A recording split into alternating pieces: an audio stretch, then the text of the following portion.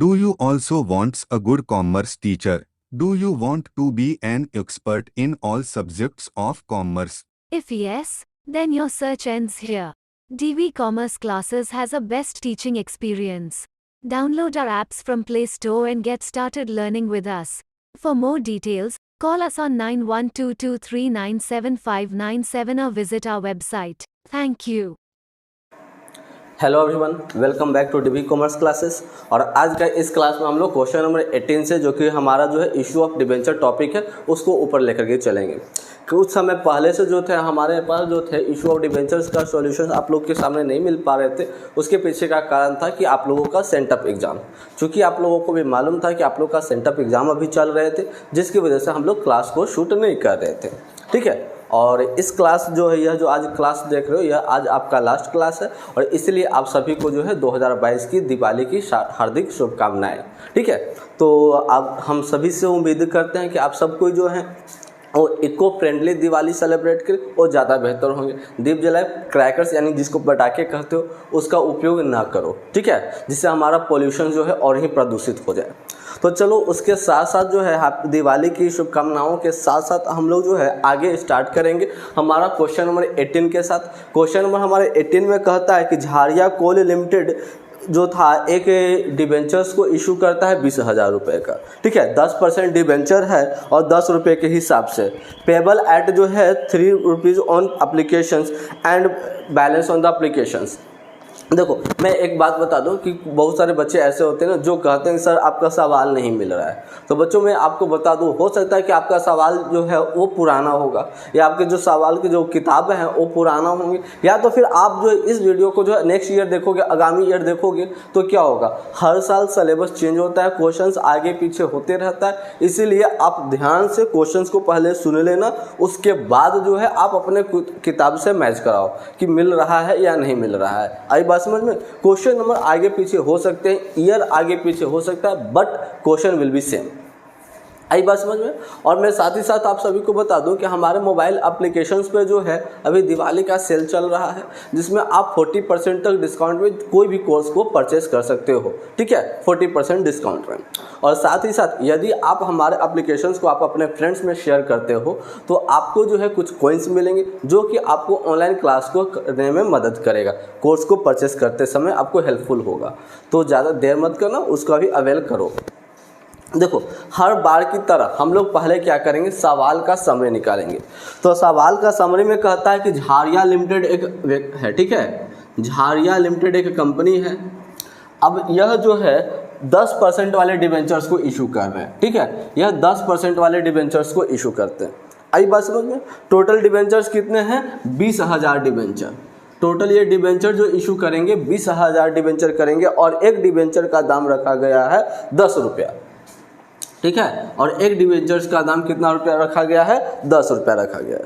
जिसपे हम देखते हैं तो कहता है आपका 3 रुपीज़ ऑन अप्लीकेशन, यानी कि अप्लीकेशंस की मैं बात करूं तो अप्लीकेशन पर 3 रुपया है। और बाकी जो बच गया, तो सवाल में आपका कहता है कि जो बाकी बच गया वो आपका अलॉटमेंट पर है। तो बताना बच्चों कि अलॉटमेंट पर कितना रुपये होंगे? तो 7 रुपये अलॉटमेंट पर हो जाएंगे, टोटल 10 रुपये हो जा रहे हैं। सॉरी। उसके बाद फिर क्या कहता है कि एप्लीकेशन वे रिसीव्ड फॉर 30,000, यानी कि एप्लीकेशन रिसीव हो गया है 30,000। कंपनी को डिबेंचर कितने बेच रहा है? कंपनी जो है डिबेंचर को 20,000 ही बेचना चाहता है, लेकिन एप्लीकेशंस आ गए हैं 30,000 पे। आई बात समझ में? जिसमें देखोगे आपका कहता क्या है कि वैसे जो थे जो 15,000 डिबेंचर्स के लिए इशू किए थे। ठीक है, वैसे लोग जो 15,000 डिबेंचर्स के लिए इशू किए थे उनको फुल्ली पेड हो जा रहा है। फुल्ली पेड यानी कि कहने का मतलब कि 15,000 उसको जो है मिल जा रहा है। आई बात समझ में? और जो व्यक्ति 10,000 डिबेंचर्स के लिए खरीदे थे उसको 5,000 डिबेंचर ही मिल रहे हैं। आई बात समझ में? और फिर कहता है कि बाकी जो बच गए उसको रिजेक्ट कर दिया गया। तो बाकी बच कितना जाता है जरा देखना। तो 15 और 10 25, टोटल एप्लीकेशंस कितना आया था? 30 पर आया था। तो कितना एक्सेस हो गया? तो 30 में से 25 घटा दो तो कितना? 5,000, यानी कि 5,000 एप्लीकेशंस को रिजेक्ट कर दिया गया। आई बात समझ में? तो अब इसका क्या कहानी हुआ भाई, 5,000 को रिजेक्ट कर दिया जा रहा है, तो इसका मतलब क्या हो रहा है तो समझोगे। ऐसे कैसे हो रहा है, कंपनी तो 20,000 डिबेंचर्स बेच रहा था, लेकिन यहाँ पर ये कैसे हो गया। सुनो, कंपनी ने क्या कहा, कंपनी ने बोला कि देखो भाई हम जो है वो क्या करेंगे, हम 20,000 डिबेंचर ही बेचेंगे। लेकिन लोगों ने क्या किया, 30,000 डिबेंचर्स के लिए अप्लाई किया। तो कुछ लोग उसमें से कुछ कैटेगरी वाले लोग थे, कुछ ऐसे समूह वाले लोग थे जो 15,000 डिबेंचर्स के लिए खरीदे थे। तो कंपनी ने कहा जो 15,000 के लिए खरीदा उसको पूरा दे दो। यानी कंपनी ने दिया कितना, 15,000 वाले को पूरे 15,000 रुपये दे दिया, 15,000 का डिबेंचर दे दिया, ठीक है। और कंपनी को चाहिए था 20,000, 15,000 दे दिया, ठीक है। उसके बाद फिर कंपनी कहता है कि जो 10,000 वाले को खरीदे हैं तो मेरे पास 5,000 डिबेंचर बचा हुआ है, तो जो 10,000 वाला खरीदे तो उसको 10,000 हम कहाँ से दे देंगे, नहीं दे पाओगे ना। तो कहता है कंपनी कि 15,000 तो हम दे ही दिए हैं, लेकिन 5,000 बच रहे हैं, तो जो 10,000 डिबेंचर्स के लिए खरीदे थे ना उसको 5,000 डिबेंचर दे दो। तो चलो 10,000 वाले को 5,000 डिबेंचर दे दिए। अब आओ, तो अब आपके आगे कहता है कि बाकी जो बच गए, टोटल एप्लीकेंट कितने थे, 30,000, तो जिसमें से 15,000 और 10,000 यानी कि 25,000 लोगों ने हो गया, 25,000 लोगों का एडजस्टमेंट मैंने कर दिया, तो कितना बच गया, 5,000 बच गया। तो 5,000 लोगों को तो अब कुछ मिलेगा ही नहीं, क्योंकि कंपनी का ऑलरेडी 15,5 20,000 हो गया। याद करो, इशू ऑफ शेयर्स जब पढ़े थे तो प्रो राटा वाला केस, ठीक है। यदि प्रो राटा वाला केस नहीं समझे हो तो आप रिक्वेस्ट करेंगे आपसे कि आप एक बार प्रो राटा का वीडियो चेक कर लो, हमारे प्लेलिस्ट में बना करके डाला हुआ है। Company and issue of shares नाम का एक प्लेलिस्ट होगा, उसको आप चेक कर लो। प्रो राटा के बारे में एक अलग से ही टॉपिक दिया हुआ है, तो प्लेलिस्ट के अंदर मिल जाएंगे आपको। आई बात समझ में। फिर आगे देखो, कहता है कि all the due were duly received, pass journal entry. आई बात समझ में। तो अब चलते हैं जर्नल एंट्री की बात। तो सबसे पहले जर्नल एंट्री क्या होता है, बैंक अकाउंट डेबिट। तो हम लोग लिखेंगे बैंक अकाउंट डेबिट, ठीक है। बैंक अकाउंट हो जाएगा डेबिट, टू क्या हो जाएगा, 10% है ना, तो 10% डिबेंचर एप्लीकेशन अकाउंट, ठीक है। 10% डिबेंचर हो जाएगा हमारा एप्लीकेशन अकाउंट, ठीक है। अब इसमें सर अमाउंट कितना लिखेंगे, तो अमाउंट क्या हम 20,000 पर लिखेंगे कि 30,000 पर लिखेंगे, यह सोचने वाली बात है। तो आपको जो है रिसीव करने से आप थोड़ी ही रोक सकते हो, नहीं रोक सकते हो ना, इसलिए 30,000 को आप मल्टीप्लाई करोगे 3 से, तो कितना रुपया हो जाएगा, 30,000 को 3 से मल्टीप्लाई करोगे तो 90,000 रुपये, तो ये हो जाएगा आपका 90,000 रुपये। आई बात समझ में। नरेशन बच्चों आप लोग साथ ही साथ लिखते चलना, हम तो लिखते नहीं है, हम ना, आप लोग लिखते चलना। आगे बढ़ते हैं। अब आपको क्या करना है, अब आपको जो है इसको डिबेंचर में ट्रांसफ़र करना है कि नहीं, डिबेंचर में अब आपको ट्रांसफ़र करना है। तो डिबेंचर में आपको ट्रांसफ़र करना है तो कैसे लिखोगे, तो नॉर्मली कहोगे सर पहले तो हमको 10% डिबेंचर एप्लीकेशन लिखेंगे, ठीक है। तो सही जवाब भी है 10% डिबेंचर एप्लीकेशन हम लोग पहले लिखेंगे। 10% डिबेंचर एप्लीकेशन अकाउंट हो जाएगा डेबिट, 2 हम लोग करते थे डिबेंचर अकाउंट, ठीक है, तो 2 हो जाएगा डिबेंचर अकाउंट, ठीक है। 10% है तो 10%।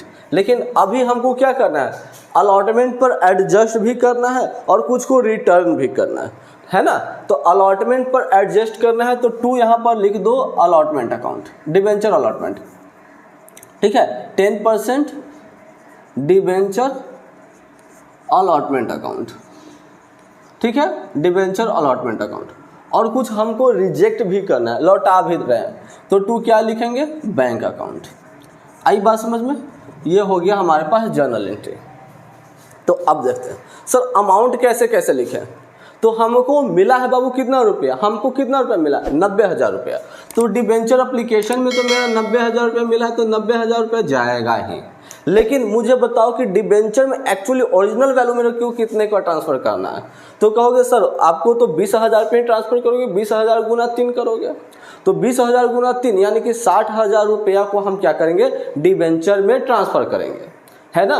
तो 60,000 को डिबेंचर में, डिबेंचर अकाउंट मेरा ये है, तो 60,000 रुपये को हम डिबेंचर में क्या करने वाले हैं, ट्रांसफ़र करने वाले हैं। आई बात समझ में।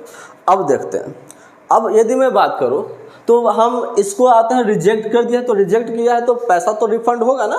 कौन से माध्यम से होता है, बैंक के माध्यम से होता है, इसलिए मैंने यहाँ पर बैंक भी लिखा है।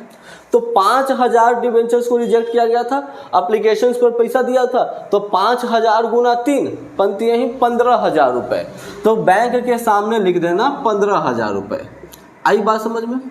अब आप देखो जरा बैलेंस करो, इधर से आपके पास 60 और 10 70 75,000 रुपये है ना, और आपका इधर से देखोगे तो 90,000 रुपये, तो कम कितना रहा है 15,000 रुपये। इसका मतलब यह हुआ सर कि हमने क्या कर दिया था, डिबेंचर एप्लीकेशंस के लिए मैंने 90,000 रुपया लिया था, जिसमें से 60,000 रुपये हमने अपना डिबेंचर में ट्रांसफ़र कर दिया एप्लीकेशंस के लिए, 15,000 रुपये को हमने रिजेक्ट कर दिया, और जो एक्सेस मनी जो था फालतू का जो और मनी मिला 15,000 रुपये, उसको मैंने अलॉटमेंट में ट्रांसफ़र कर दिया। इट मीन्स कि अलॉटमेंट का जब पैसा लेना होगा तो हम 15,000 कम करके लेंगे। आई बात समझ में।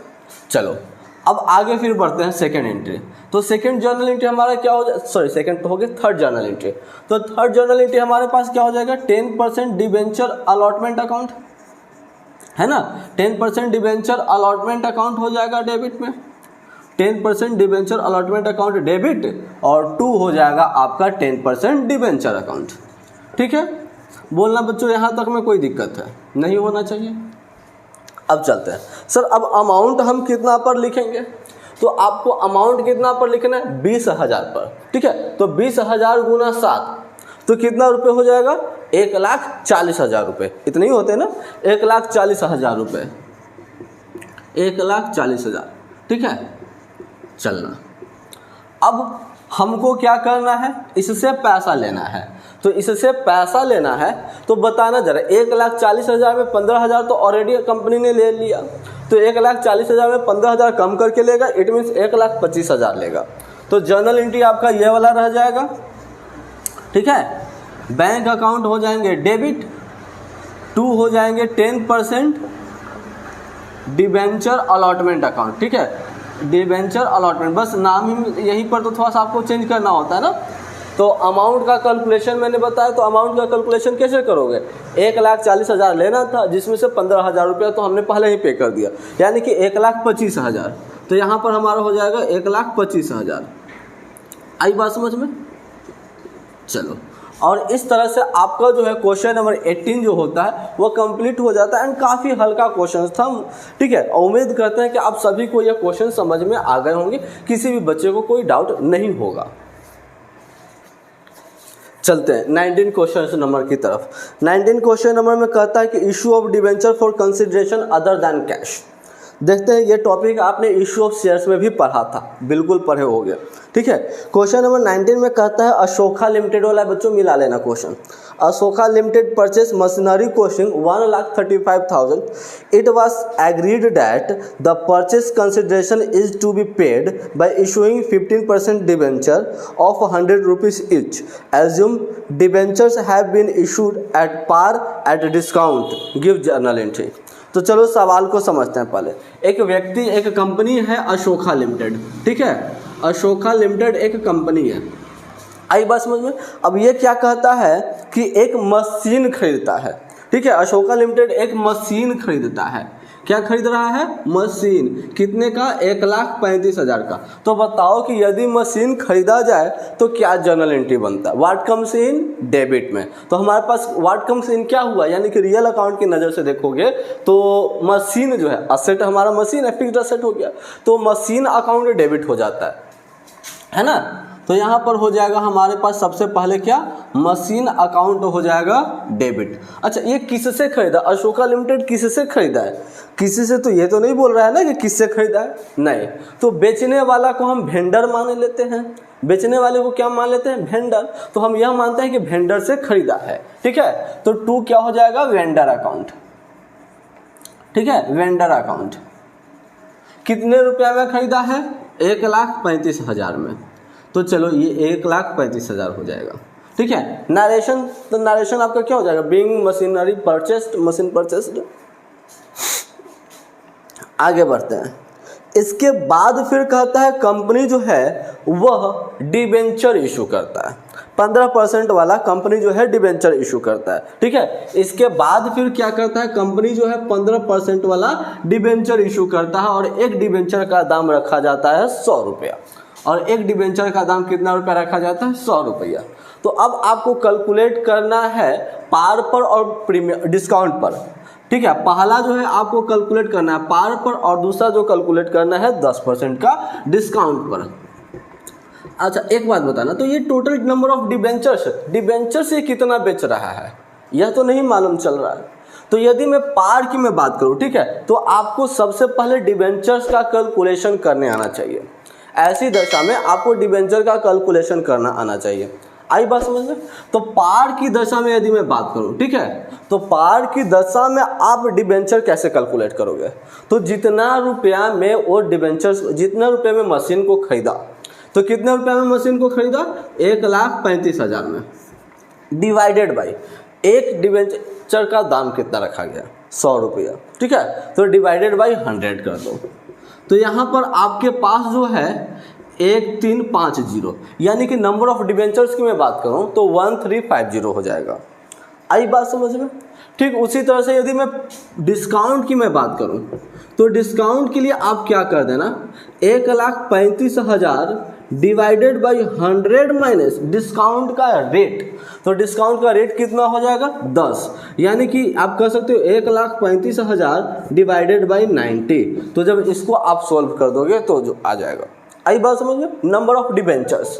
और यदि प्रीमियम हुआ तो प्रीमियम हो जाएगा। तो आपको कैसे निकालना है, ठीक है, आज ही मैं क्लास में बताऊंगा कि कैसे कैसे आपका कैलकुलेशन किए जाते हैं, बट इन शॉर्ट मैं पहले बता दे रहा हूँ, ठीक है। 1,35,000 डिवाइडेड बाई 100 प्लस रेट। तो रेट कितना 100 प्लस हो जाएगा? 10, यानी कि 1,35,000 डिवाइडेड बाई 110। यह सब आपका तरीका हुआ निकालने का डिबेंचर, ठीक है। ऐसे करोगे तो आपको डिबेंचर्स निकल जाएगा। आई बात समझ में? तो अब चलते हैं। तो हमने क्या कर दिया, हमने सबसे पहले लिख दिया है कि डिबेंचर्स को हमने जो मशीन को कंपनी ने क्या कर दिया, परचेस कर लिया। अब यदि मैं बात करता हूँ पार पर, ठीक है, तो पहला हमारा जो पार होगा, तो पार पर यानी कि नॉर्मल वैल्यू, तो नॉर्मल वैल्यू पर यदि डिबेंचर्स को इशू किया जाए तो आपका क्या जर्नल एंट्री बनेगा? ध्यान में रखना, यहाँ पर ना तो आपका एप्लीकेशन है ना ही अलॉटमेंट, ये सब का कहीं भी जिक्र नहीं है। तो हम डिबेंचर किसको इशू करेंगे? वेंडर से खरीदे थे तो वेंडर को डिबेंचर इशू करेंगे ना। तो यहाँ पर आपको लिखना पड़ेगा वेंडर अकाउंट डेबिट। यहाँ पर क्या लिखना पड़ेगा आपको? वेंडर अकाउंट डेबिट टू कितना परसेंट डिबेंचर था? 15%। तो टू 15% डिबेंचर अकाउंट। आई बात समझ में? 15% हो जाएगा डिबेंचर अकाउंट। अब अमाउंट में कैसे लिखोगे? तो नंबर ऑफ डिबेंचर पहले कैलकुलेट कर लेंगे ऑन दिस बेसिस, और इसके बाद फिर 1050 डिबेंचर हुआ और एक डिबेंचर का दाम 100 रुपया है, ठीक है। तो 1350 गुना 100 करोगे तो फिर फाइनली आपका यही आ जाएगा 1,35,000, ठीक है। तो 1,35,000 रुपया। आई बात समझ में? 1,35,000 रुपये क्लियर है। यह हो जाएगा आपका किसके लिए? ऑन द बेसिस ऑफ पार, जब पार पर खरीदेगा तो। और नंबर 2 में कहा था ऑन द डिस्काउंट पर खरीद, 10% का डिस्काउंट पर। तो सेकेंड नंबर में हमारा हो जाएगा डिस्काउंट के लिए। तो डिस्काउंट के लिए जर्नल एंट्री क्या करोगे? ऑब्वियसली जर्नल एंट्री तो सेम होने वाले हैं ना। जर्नल एंट्री आपका क्या हो जाता है? वेंडर अकाउंट डेबिट, लेकिन थोड़ा सा अंतर आपका क्या हो जाएगा, सो देखो, vendor account debit to 15% debenture. ये तो मैं वैसे ही लिखूंगा, इसमें तो कोई दो मत नहीं होना चाहिए। लेकिन अमाउंट में कैसे लिखा जाएगा, ठीक है। तो आपका अमाउंट में कैसे लिखोगे? तो अमाउंट से लिखने से पहले डिस्काउंट है, तो सर डिस्काउंट वाला एंट्री कहाँ जाता है?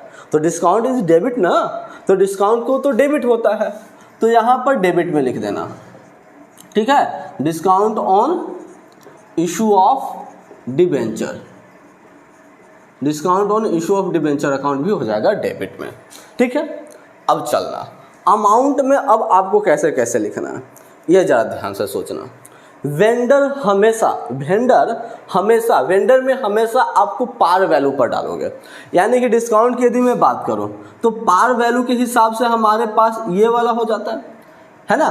तो पार वैल्यू के हिसाब से आप नॉर्मली कह दो, ये भी कह सकते हो कि सर टोटल 1,35,000 रुपया चला जाएगा, तो हम वेंडर में 1,35,000 रुपया डाल देंगे। आई बात समझ में?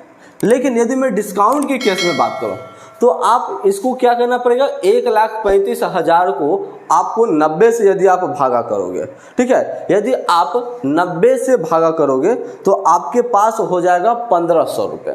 कैलकुलेट करके देख लेना, हो सकता है मैं गलत हूँ, 1,500 रुपये होंगे। आई बात समझ में? यानी कि एक डिबेंचर का दाम कितना हो जाएगा? 1,500 रुपये हो जाएगा। अब डिस्काउंट कितना दिया जा रहा था 10% का, तो 1500 गुना 10, ध्यान से सुनना, 1500 जो हमारे इसको डिवाइड करने पे आया 1500 मल्टीप्लाइड 10% का डिस्काउंट था तो 10, यानी कि 1500 गुना 10 यानी कि 15,000 रुपये। तो डिस्काउंट कितना रुपया मिल जाएगा 15,000 रुपये मिल जाएंगे।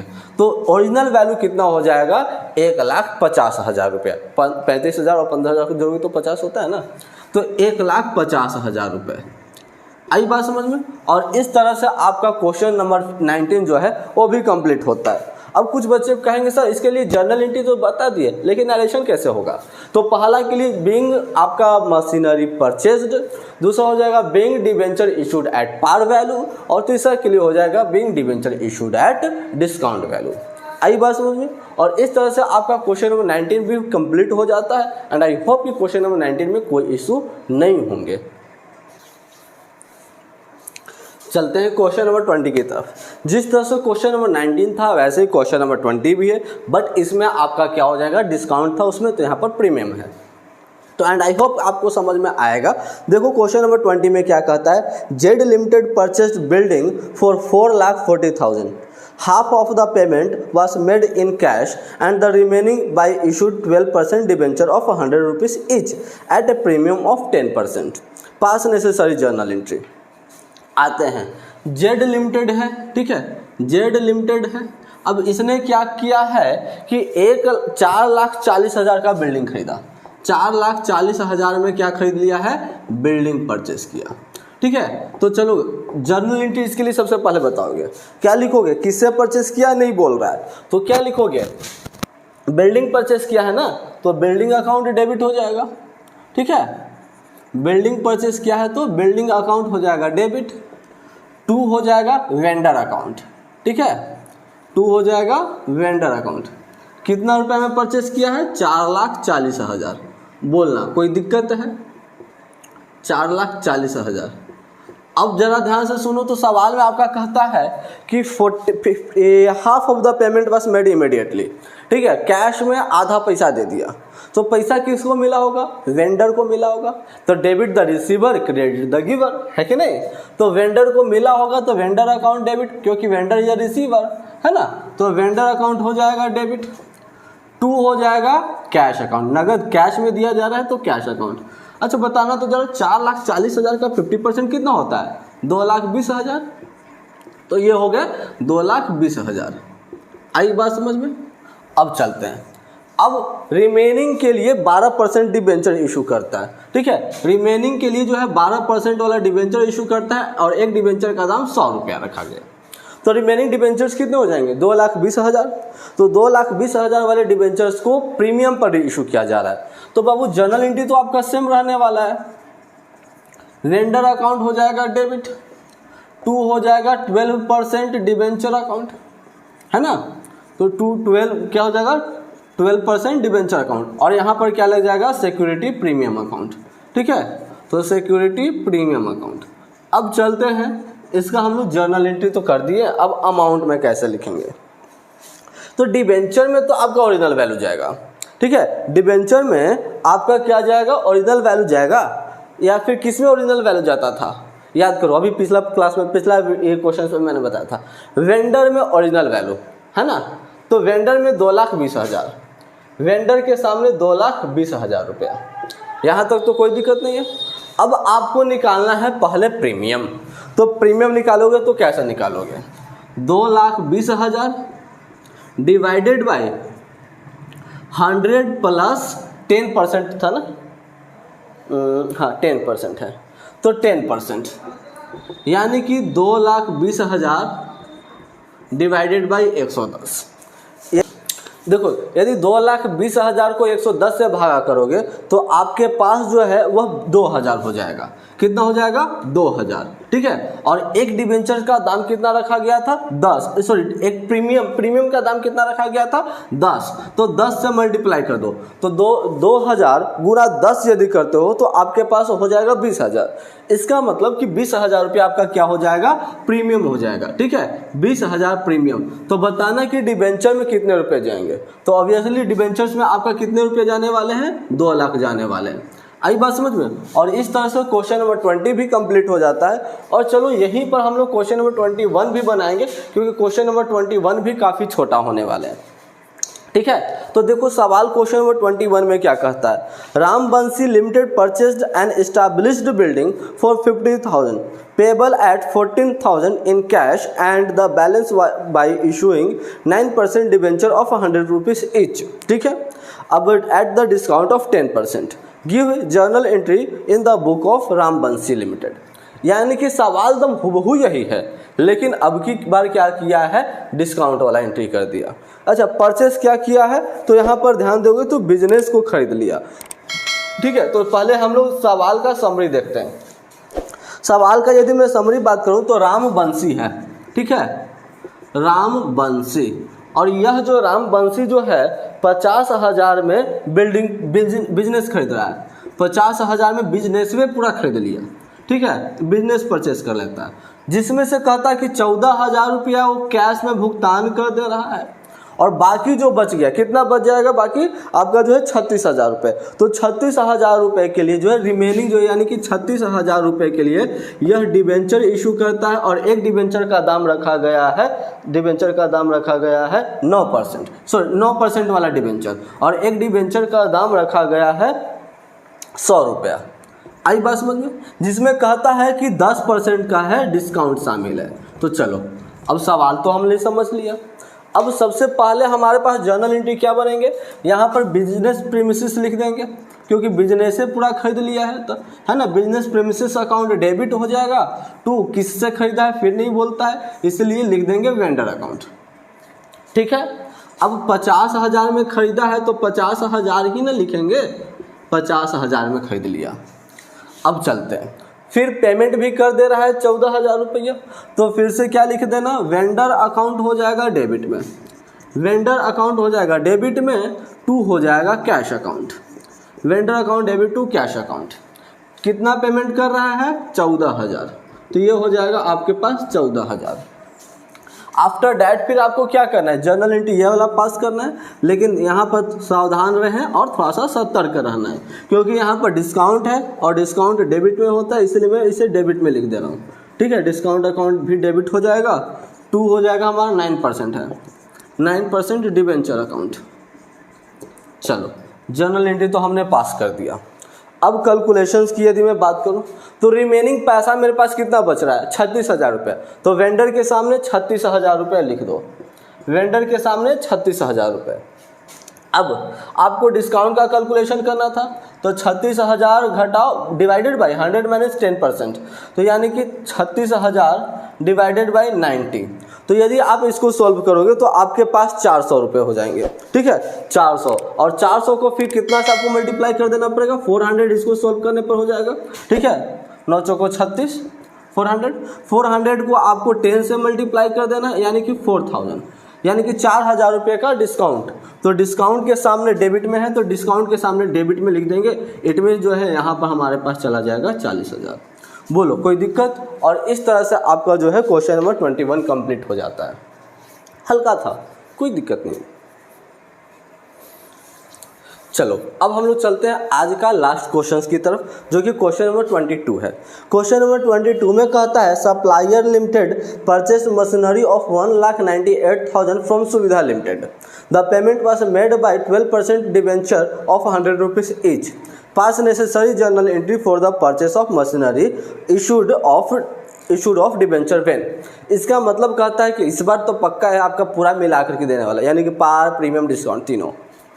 ठीक है, तो सबसे पहले देखते हैं सुविधा लिमिटेड है। ठीक है, सॉरी सप्लायर लिमिटेड है, सप्लायर लिमिटेड। ठीक है, अब यह क्या करते हैं, परचेस करते हैं, तो किससे परचेस कर रहे हैं, सुविधा लिमिटेड से। देखो अभी तक हमारे पास नाम नहीं दिया हुआ था, लेकिन अब यहाँ पर हमारे पास नाम दे दिया गया है सुविधा लिमिटेड से। ठीक है, कितने का मशीन परचेस कर रहे हैं, मशीन परचेस कर रहे हैं आपका 1,98,000। आई बात समझ में।